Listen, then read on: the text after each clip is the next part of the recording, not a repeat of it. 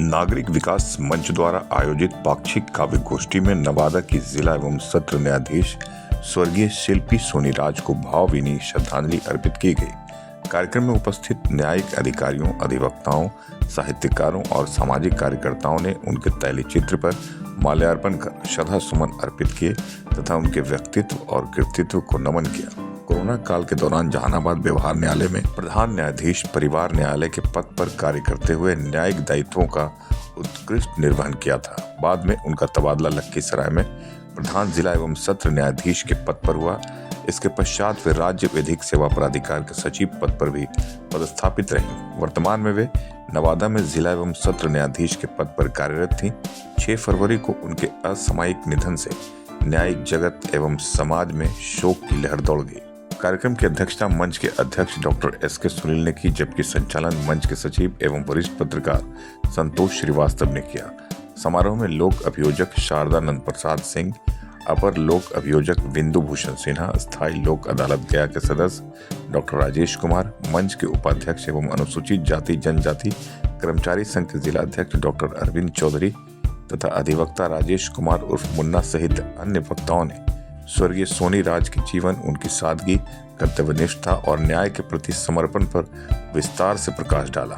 पाक्षिक काव्य गोष्ठी में मगही गायक विश्वजीत अलबेला, अरविंद कुमार आजांस, कवि अजय विश्वकर्मा तथा एस.के. मिर्जा ने कविता और गीतों के माध्यम से अपनी श्रद्धांजलि अर्पित की। उनकी रचनाओं ने समारोह के वातावरण को भावुक और श्रद्धामय बना दिया। समारोह का वातावरण भावनात्मक होने के साथ साथ प्रेरणादायक भी रहा।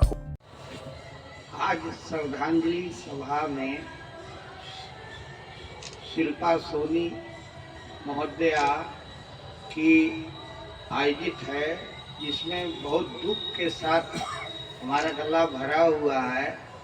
हम जानते थे कि इस तरह की सब महिला जहानाबाद में पहली बार आई थी, जिन्होंने निर्विवाद रूप से गरीबों, हितैषियों, कोई के साथ व्यवहार लाई और आज तक लोकप्रिय रही।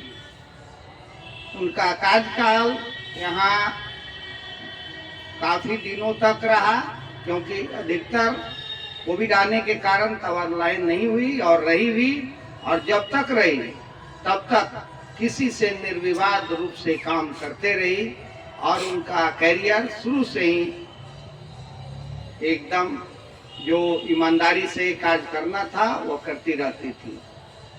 आज इस दुख की घड़ी में मैं उनको श्रद्धांजलि सुमन अर्पित करता हूँ। करके शिल्पी सोनीराज का असमय निधन जो है, निश्चित रूप से किसी परिचित का निधन जब होता है तो थोड़ा दुख तो लगता ही है। ऐसे प्रतिदिन कितना हजारों हजार की संख्या में लोग मर रहे हैं, लेकिन 5 वर्षों तक लगातार यहाँ काम करने के दरमियान में इधर तो कोर्ट कम जा रहे हैं, कार्यक्रम भी कोर्ट भी कम हो रहा है। ये उस दरमियान में कार्यक्रम भी काफी होता था, हर महीना में 2 कार्यक्रम होता था और जिला जज के रहने पर सभी जजों का रहना आवश्यक हो जाता था, तो कार्यक्रम में भेंट होना ही है। आज चूंकि दांत भी टूटा हुआ है मेरा, लेकिन फिर भी जो श्रद्धांजलि है उनके, न कोई रूप न कोई रेखा, फिर भी जग में छाप अमिट रह जाती है। जो सत्य के दीप जलाते हैं, उनकी ज्योति देह के बाहर भी मुस्कुराती है। न कोई रूप न कोई रेखा, फिर भी जग में छाप अमिट रह जाती है। जो सत्य के दीप जलाते हैं, उनकी ज्योति देह के बाहर भी मुस्कुराती है।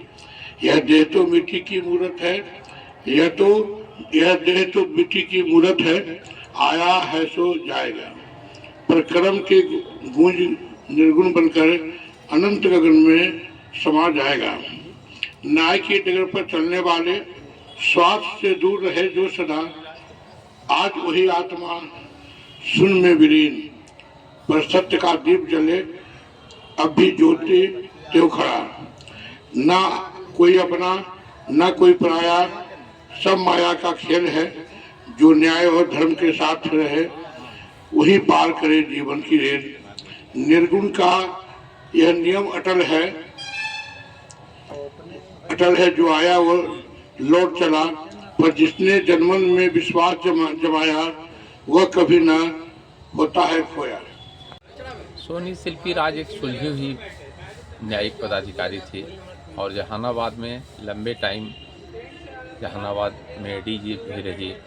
उसके बाद कोविड काल हो गया और कोविड काल में जहानाबाद के प्रधान न्यायाधीश परिवार न्यायालय थी। तो इस कार्यक्रम के कई कार्यक्रम के दौरान उनसे हमारी मुलाकातें होती रहती थी और इसके बाद पटना में भी बालसा के सेक्रेटरी हुई, लखीसराय के जिला जज हुई, अभी नवादा के जिला जज के रूप में पदस्थापित थी। इस दौरान यहाँ से जाने के बाद भी उनसे कई बार मुलाकातें हुई और बहुत मृदुभाषी और बहुत सहनशील और शांत प्रवृत्ति के पदाधिकारी थे। उनमें भगवान ने विशेष गुण दिया था कि सौंदर्य के साथ साथ लोगों के प्रति व्यवहार बहुत ही अच्छा रहता था। एक निधन कैसे हो गया और निधन तो एक अभी रहस्य बना हुआ है। उनके निधन के बारे में चूँकि उस दिन जिस दिन निधन हुआ उस दिन 10 बजे रात के रजौली से चाय पी करके आई थी और रात में चूँकि अब शादी नहीं की थी, अकेली थी, तो ये स्पष्ट रूप से अभी तक तो पता नहीं चल रहा है, अभी अनुसंधान के क्रम में है कि उनका निधन का वास्तविक कारण क्या है। लेकिन जो भी कारण हो, अब तो इस दुनिया में वो नहीं रही। परमात्मा उनको अपने श्री चरणों में स्थान दें और उनके परिजनों को दुख सहने की शक्ति प्रदान करें, यही ईश्वर से मेरी कामना है। आज हम लोग नागरिक विकास मंच की ओर से उनको श्रद्धांजलि सभा आयोजित करके श्रद्धांजलि दिए और हम लोग सभी उनको नमन किए।